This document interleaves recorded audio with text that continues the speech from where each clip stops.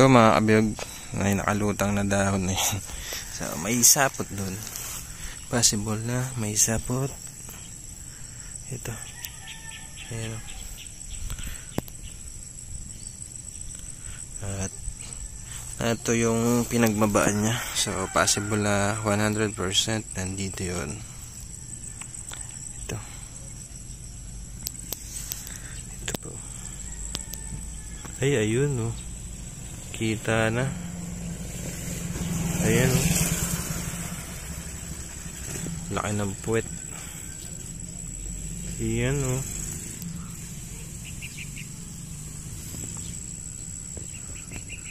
Kunin natin. Tignan natin kung goods.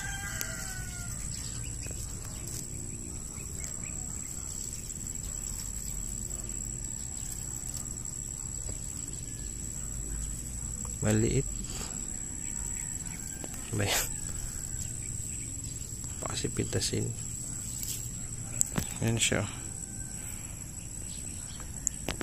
Maliit pa. At pala di ko na pinitas. Para dito na lang siya. Iyon na natin to dito. Ayan ang ating pesto. Maisan.